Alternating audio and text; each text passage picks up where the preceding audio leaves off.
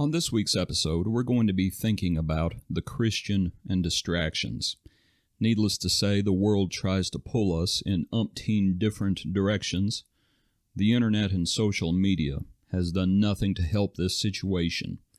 We are easily distracted. Let's talk about what the Bible says about such things. Thank you for joining us for this week's episode of Ears to Hear. Be still, my soul, the Lord is on my side. Bear patiently the cross of grief or pain. Lead to thy God to order and provide. In every change, be faithful will remain. Be still, my soul, thy rest, thy heavenly friend. Through thorny ways, leads to thy joyful end.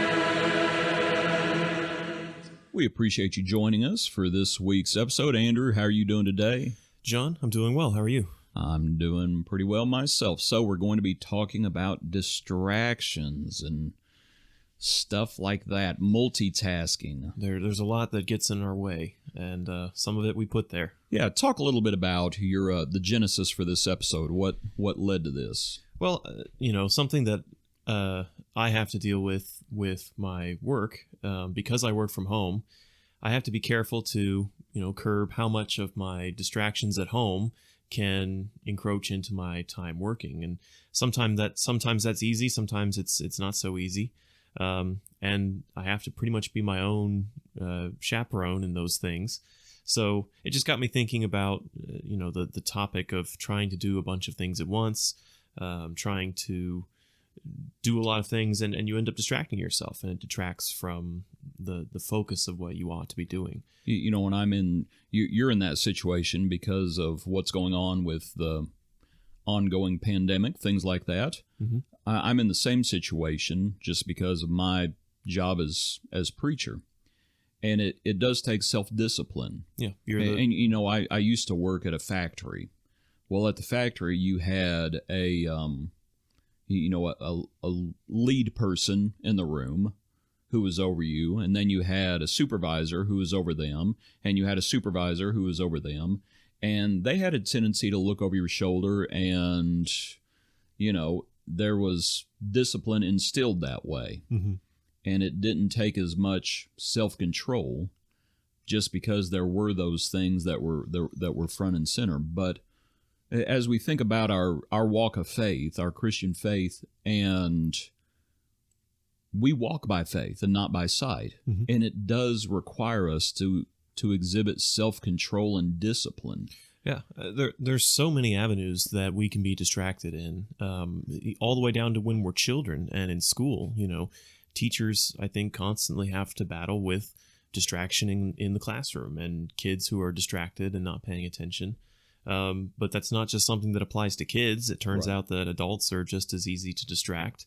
And with the availability of communication and the internet always around us, I mean, there's a whole generation now that has always basically had that ever present. So I think it's fascinating. In the intro, I mentioned social media pulling us, has done nothing to help the situation. And I think it's fascinating to see social media evolving, because to look at people's attention span, Mm-hmm. and it's getting smaller and smaller, and it's to the point where we want our entertainment in 5-second videos, and anything more than 5 seconds, we don't have time for that, and it's on to the next one, on to the next one, on to the next one. And that's just how society is starting to become, where people are losing, and their kids are actually starting to develop physical symptoms, is what scientists are discovering because of these things, that they're having more and more trouble focusing, and it's leading to all sorts of issues. Now, once again, what's the caveat? We're not doctors. Mhm. But as we think about spiritual things, the Lord has a good bit to say about distractions. So, what passages do we want to start with? Where do we want to look first? Well, I guess starting with the idea of distraction, some examples in Scripture are, for one, Jesus talks about the cares of the world, and he brings that up in the parable of the sower and the different soils that the seed is thrown onto. Yeah, this is Luke chapter 8 is where that is. But go ahead and run through it real quick if you want to. Or... Yeah, just to quickly summarize, the parable hinges around different soils, which represents people who hear the word.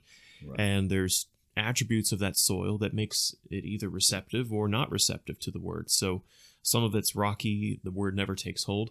And some of it, one of the soils is thorny ground, where the seed begins to grow, but the cares of the world, that are described as the thorns, they grow up and they choke it out.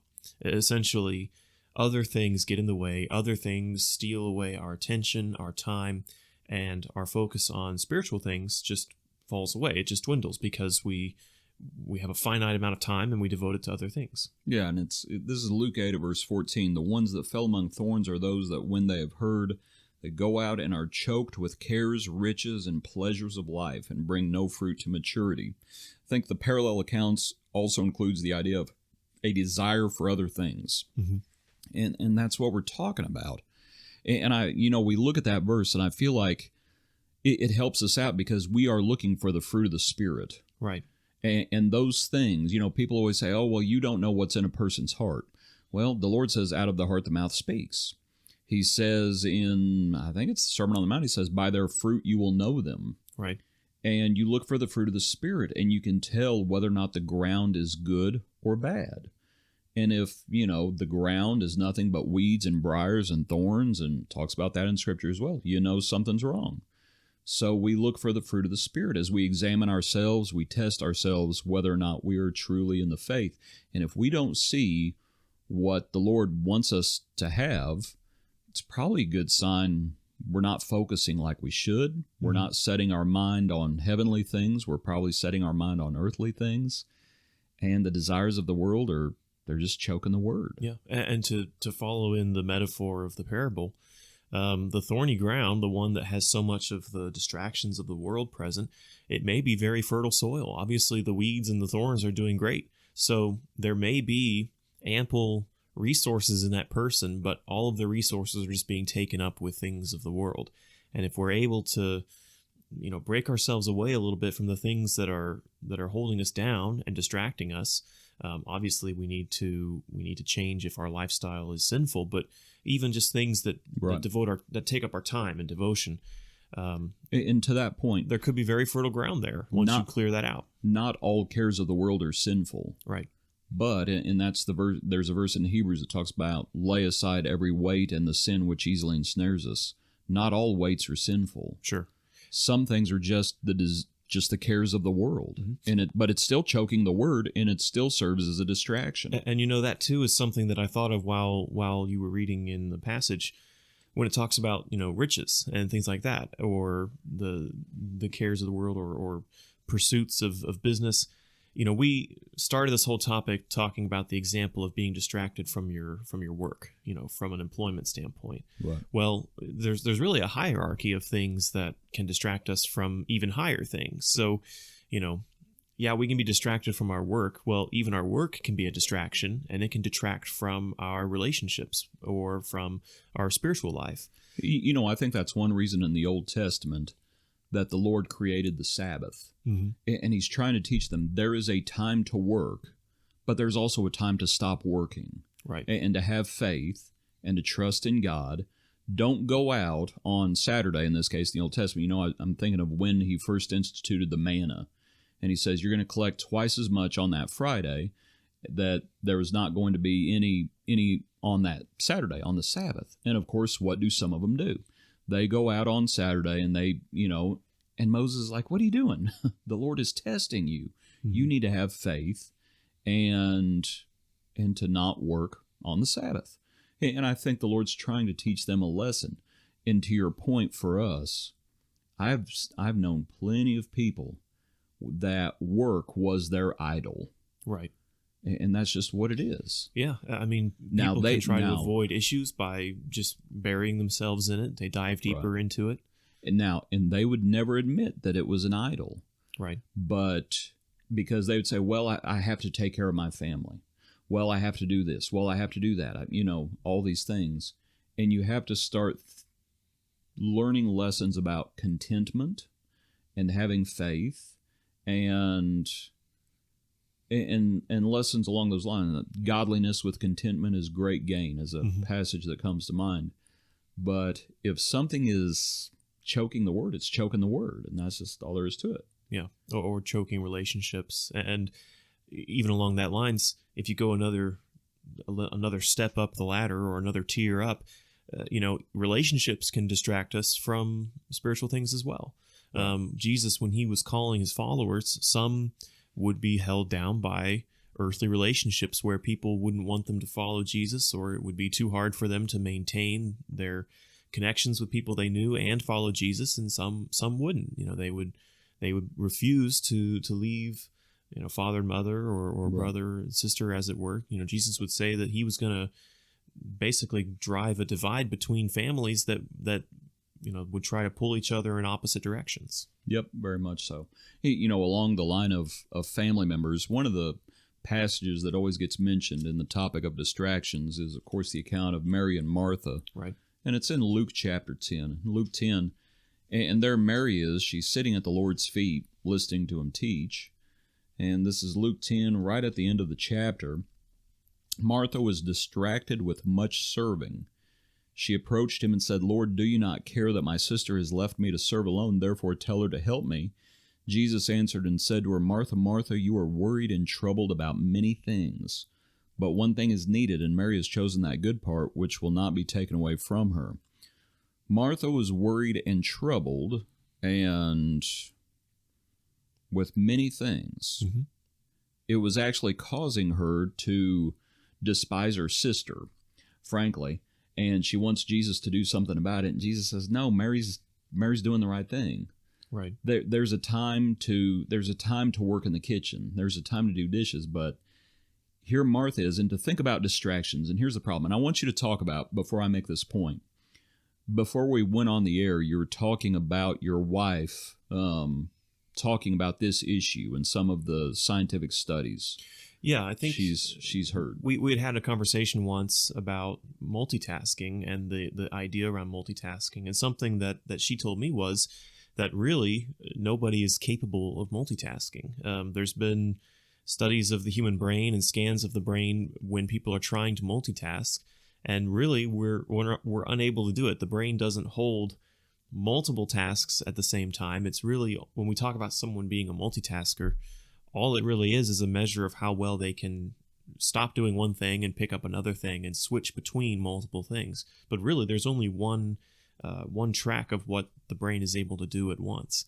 So, that was just something that we talked about. But another thing that is a result of that's been found is that usually the quality or the output of those tasks, it all degrades as a whole. It all diminishes if we're trying to split our attention among multiple different things. It's like lower quality, but we're going to make it up with quantity. Yeah, we try to be good at everything, and we end up right. being jack good of at all nothing. trades, master of none. Exactly. There's the phrase. And ultimately, it's like, no, you're not really even the jack of all trades. You're distracted. And to think about the point I wanted to make, I don't know what Jesus was saying in the account at the end of Luke 10. It doesn't say what he was saying.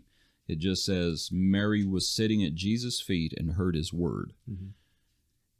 I don't know what he said, but I know who heard it. Mary heard it. Right. And I know who did not hear it, and that was Martha. She was too busy doing other things. She was distracted with something else, and she was not listening to Jesus. She just wasn't. If Jesus would have stopped right there and said, did you hear what I just said? She didn't hear it. She's distracted. She's troubled about other things. And that's the problem with distractions. It's like the studies you hear about, that eating in your car when you're driving is just as bad as drunk driving. And it's because you're distracted. You're not paying attention. Right. and you don't, to think about it spiritually speaking, we're supposed to be walking circumspectly, redeeming the time, understanding what the will of the Lord is. But if you're drunk on the world, frankly, you don't understand what's going on. You're troubled about many other things. And just that idea, the Lord says it more than once, do not let your heart be troubled. When he talks to the disciples, he says, my peace I give to you, not as the world gives it, but he gave peace, and he says, let not your heart be troubled. He says they were going to be persecuted. They were going to face all sorts of problems. He says in another place, you're going to hear about wars, you're going to hear about rumors of wars, and he's going to say, let not your heart be troubled. Mm-hmm. Do not be, and it's not wrong to acknowledge those things, but don't let them keep you from your mission. Yeah. Sometimes there's multiple things we have to do. Sometimes, the list of things that need to get done, it's got a lot of items on there. But we need to learn the skills to step back and to reflect and to prioritize. We have to be able to, in our mind, set, okay, this is the thing that's important to, complete first. This is the thing that's the ultimate end goal, so I can't lose sight of that. Proverbs 21:5 was a verse that I found that I kind of thought somewhat related to this. The plans of the diligent lead surely to abundance, but everyone who is hasty comes only to poverty. And I think sometimes the issue of multitasking and distraction is we let ourselves become hurried and we let ourselves become behind. And then we really feel the pressure and the anxiety of all the things that we think need to get done. And that's when we start to try to do multiple things at once, and we try to improve our output by increasing the quantity, but in reality, we're just... then you end up taking it out on others. We become, our mood gets worse, and affecting the relationships in your life. Right, it starts spreading out and affecting other things. So the important counter to that is focus on what the main goal is, and find a way to prioritize your tasks so that you can be diligent, still get the work done, but try to maintain a pathway of focus and not just branch out into everything at once. When there's something to be said about living a simple life, mm-hmm. because a simple life makes it easier, frankly, to not be distracted. But even within a simple life, there is a time to work, right? There is also a time, thinking about the passage in 1 Corinthians, when it talks about marriage and it talks about giving your wife that which is due her. It's, your spouse, and it describes your spouse as the cares of the world. And it uses that terminology. And it's like, there are times where, do not shirk your family. Mm-hmm. That you need to spend time with your family. There's a time to work. There's a time to spend with your family. Now, God is interwoven through all of this. It's not like God is compartmentalized off in a corner. Right. No, it's God's with you at work. God is with you with your family. And there's a time, obviously, on the Lord's Day where you're with the Lord's saints. There's a time where you need to be by yourself, right? Go into your closet, shut the door, and pray to your Father. You have that idea as well. So there are times for those things. And the more you try to cram in your life of other stuff, the harder it's going to be. And there's just something to be said about godliness with contentment is great gain. Another verse that comes to mind is a verse in Thessalonians. And this is, I wrote it down somewhere in my notes. I'm sure I did. 1 Thessalonians chapter 4. This is a verse in talking about work, and you can tell, man, the problems they had in the first century, they're the same problems we have today. A lot of them. But this is 1 Thessalonians chapter 4. And he has to repeat this in 2 Thessalonians.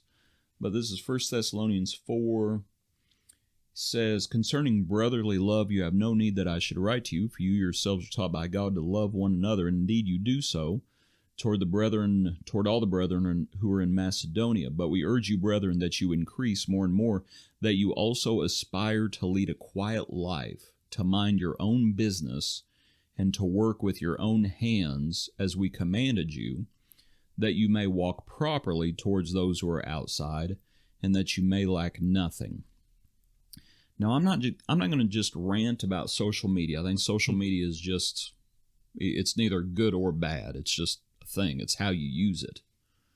But there is something to be said about you mind your own business, and you don't have to advertise everything you do on a daily basis. Right. It's not wrong to share a picture of your kids or share a picture of your family from time to time. But the whole world doesn't need to know everything I do on a daily basis, morning, afternoon, and evening. Mm-hmm. And I don't need to know what others are doing morning, afternoon, and evening.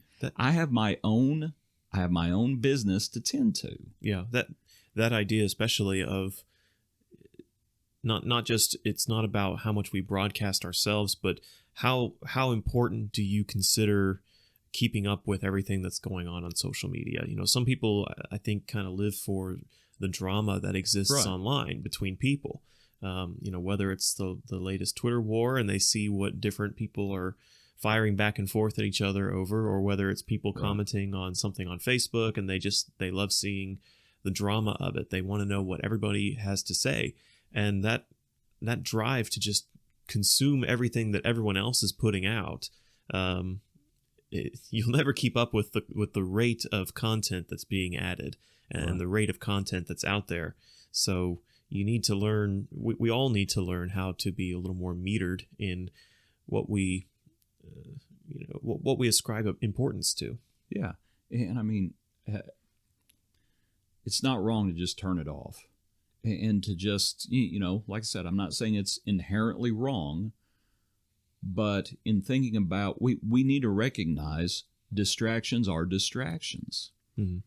And I guarantee, however many people are listening to this, and I don't know how to do it because I'm not that technologically competent, but you go to your phone or your tablet and you figure out how much screen time you've used.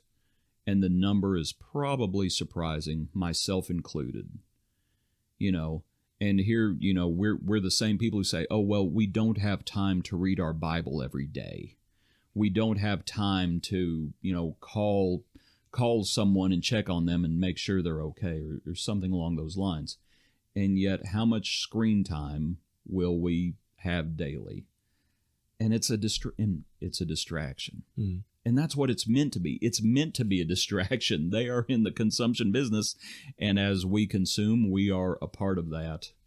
We are a part of that machinery, frankly. Oh yeah, absolutely. So we have to learn it. But I will say, verse 12, that you may walk properly towards those who are outside, and that you may lack nothing, work with your own hands. Seems like another verse talks about that you may have something to give him who has need. Seems like that's 2 Thessalonians. And that's where we should not be we should mind our own business, but at the same time, we should not be so disconnected from others that we don't see their needs. Mm-hmm. And so there is a balance there. We mind our own business, but who is my neighbor? Yeah. And therein is where passages like the ones that talk about bearing one another's burdens. Someone may become distracted if they're overburdened, or if they're having too many things placed on them at once, and they can't complete all these tasks at the same time.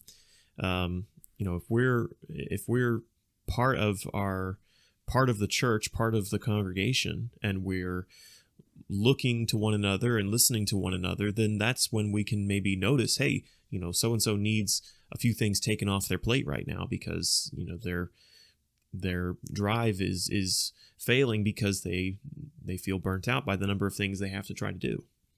And to just look at it, if you have a need, right? You call me up and you're like, hey, John, I need you to help me do something, but I've scheduled 26 hours worth of work tomorrow. I'm like, hey, sorry, Andrew, you're going to have to find someone else. I got too much stuff going on. Maybe I just have too much stuff going on. Maybe I need to simplify my life and so that I can help others. And we're back to the idea of godliness and contentment. And maybe I'm distracted with other things. If I'm not able to serve others, right, then that's a pretty good sign the cares of the world have choked the word. Yeah. All of our good intentions don't count for anything more than good actions. You know, the people that Jesus told the parable, they were invited to the wedding and they said, "Oh, I would come, but well, I have to try. I've married a wife. I bought land. I bought oxen. I got to go would come, test them. but well, I've got this other thing." And Too busy. those, for one, they were all things that they had We're not inherently sinful. were not inherently sinful.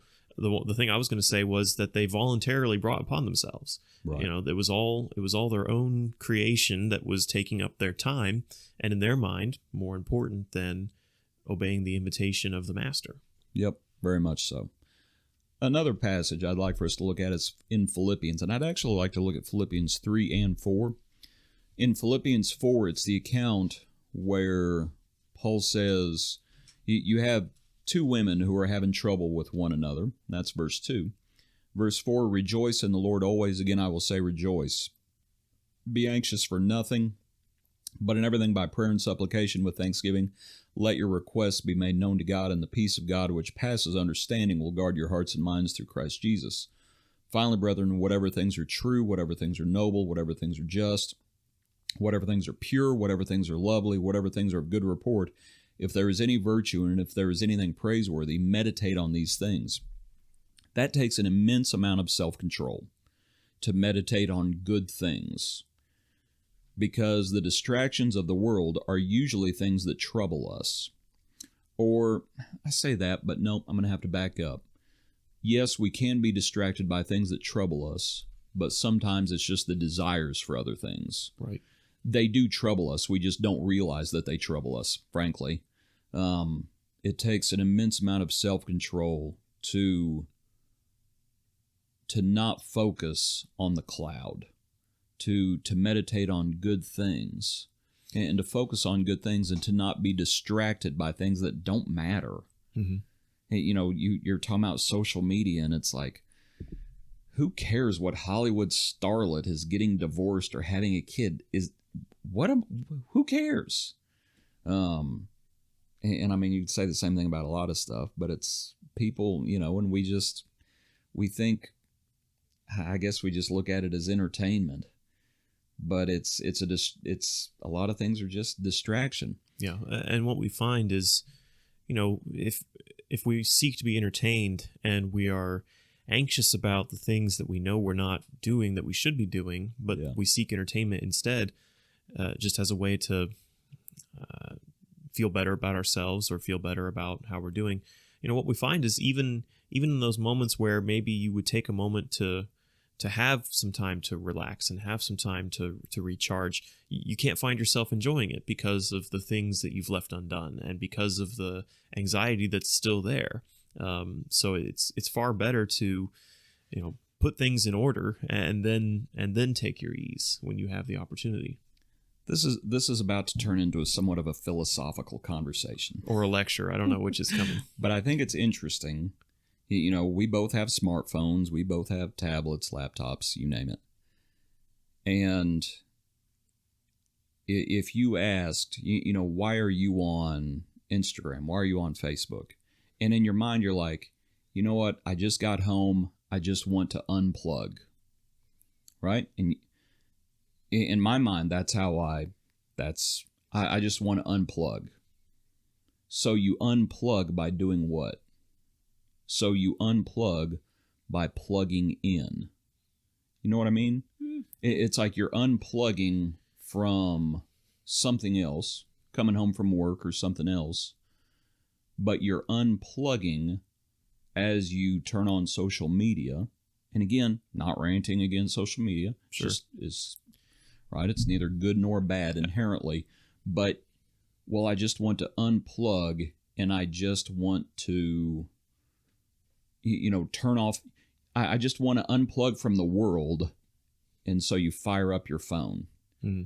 And it's like, it's interesting to think about it that way.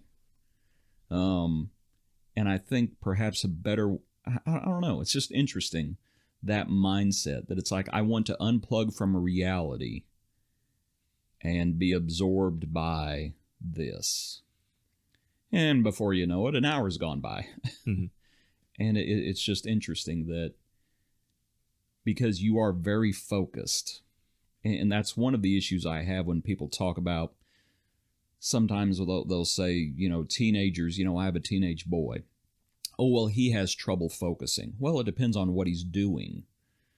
If it's something I want him to do, lo and behold, yeah, he has a lot of trouble focusing. If it's playing a video game, he could sit there for hours upon hours.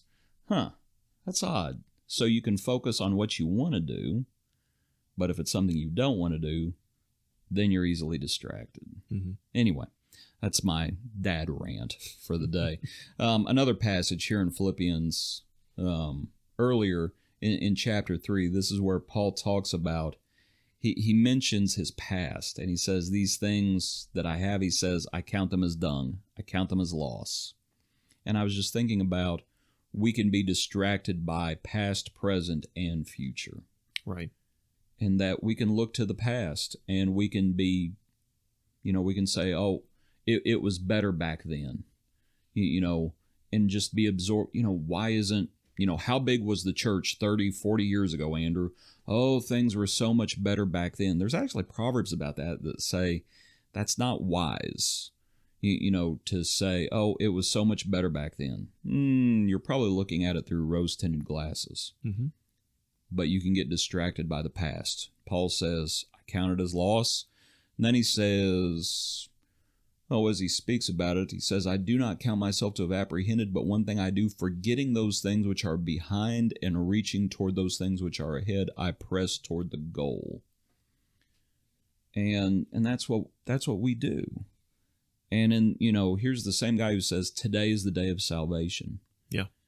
And Paul had to take stock of just the situation he was in. Yeah. And, he would write, multiple of the letters that he would write would be from prison. But he would still not dwell on, that I had the freedom to travel that I had before. Yeah. He was sitting there teaching the people he was chained to. Yeah. So he wasn't consumed by fear over what was going to happen to him, in the future. Yeah. He was going to be, his trials were going to take him various places all over the place because of his imprisonment. Right. But he didn't dwell either on what freedom's been lost and what potential I had that I no longer have. He didn't view it that way at all. Yeah. And to just think about past, present, and future. There's verse in James when it talks about those who are rich, and they say, oh, we'll go to such and such a place and do this or do that. He says, no, you should say if the Lord wills, because you don't know what tomorrow holds. Mm-hmm. And so for those, and that's the verse, for those who know to do good but don't do it, to them it is sin. And it's do good. And, to think about all of the book of James, and it really, the whole thing is about faith and works. And I think what we're talking about is faith and works. Because it's one thing to have faith, but what gets in the way of works? It's distractions. Mm-hmm. It's we're focused on other things. Yeah. I know sometimes when I start thinking too far ahead or start thinking too much about just, the number of things coming up. Yeah. That's when I'm prone to distraction. I just decide that, you know what, I'm just going to turn off my brain. I'm just going to, I just need, to get away from it all. And instead, what's valuable is do what you can for the time that you have, do what's possible. Don't let yourself become discouraged by trying to layer on too many things at once. Just set some priority and like Paul, utilize the time and keep pressing on. I was thinking on this subject, one of the things I wanted to touch on was Peter walking on the water. Mm-hmm. When they see Jesus and assume he's a ghost, and he bids Peter come out, and Peter starts walking on the water. And then, what's it say when he sees the waves, right, as the wind kicked up? And I was just thinking about storms, and I was thinking about where storms come from. And, one place storms come from is, the devil.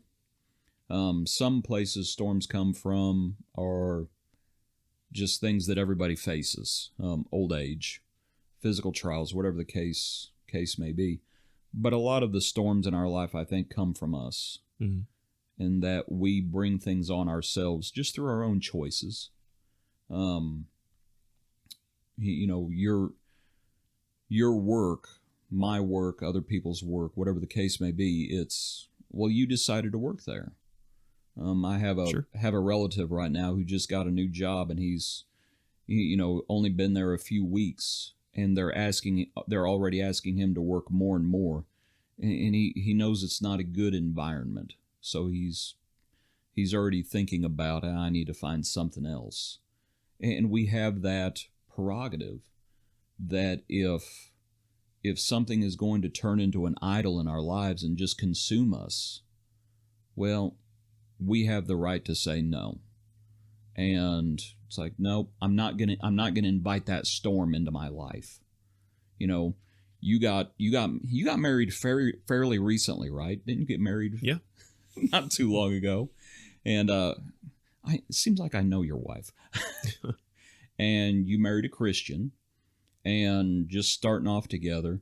And you think about those who do not marry Christians, and I look at it and it's like, do you understand what you're bringing into your life? That you're going to face things if you are joined to an unbeliever, you're going to face things in your life that, frankly, you, Andrew, and your wife are not going to face in all likelihood. And it's like, you are able to be joint heirs together. What Scripture talks about, joint heirs together with your spouse. And for those who, by their own choice, don't do that, they are going to face storms and trials by their own choice. And it's just, we need to think about the storms in our life.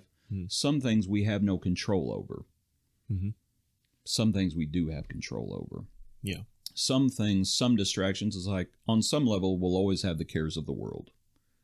But we do have control about a lot of those cares of the world. And we can choose to invite them in, or we can choose godliness and contentment.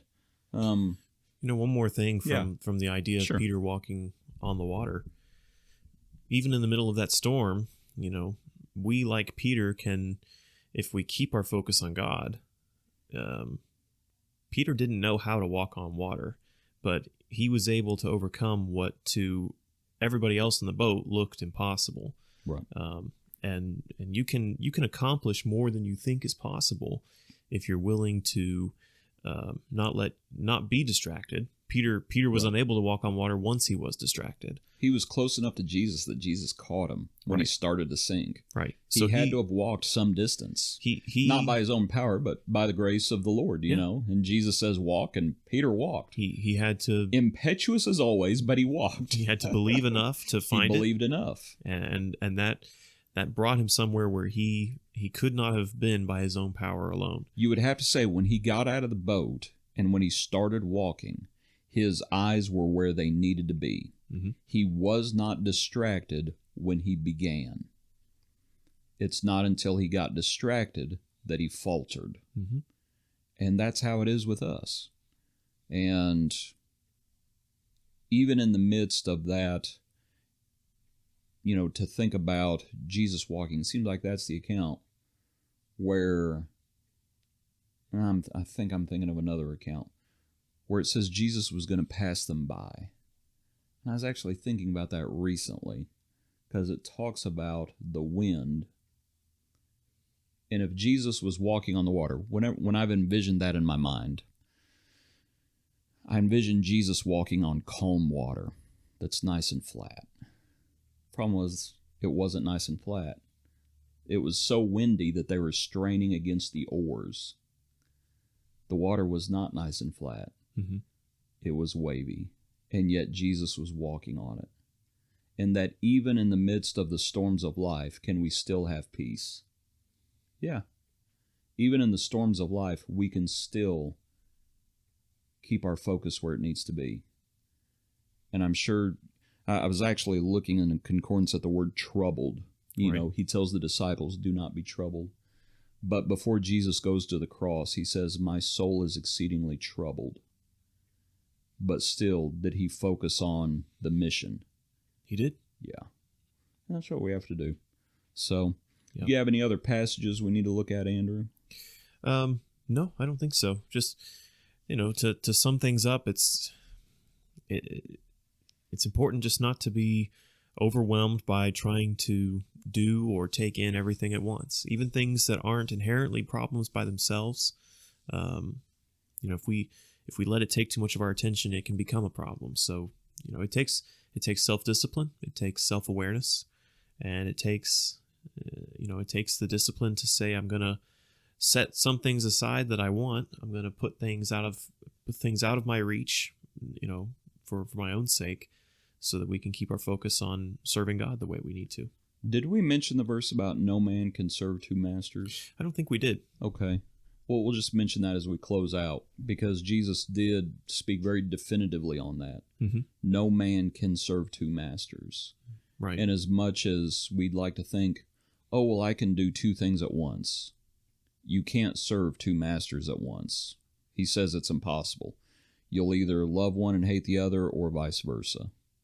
And you have to make a choice. And that's really what this is about. It's about focus, and it's about choices. And what the devil would love for us to do is to be distracted from serving the Lord. Mm-hmm. He would love for that to happen. So as we, just thinking about, we're in the midst of the holiday season, and I'm sure a lot of folks out there are being pulled in umpteen bajillion different ways, and that we should not lose our focus on what truly matters in serving the Lord and helping others as well. Yeah, so anyway, agreed. Andrew, hope you have a good week. Same to you, John. Thank you. All right. Appreciate everyone tuning in. Hope you have a good week. Hope you tune in next time for another episode of Ears to Hear.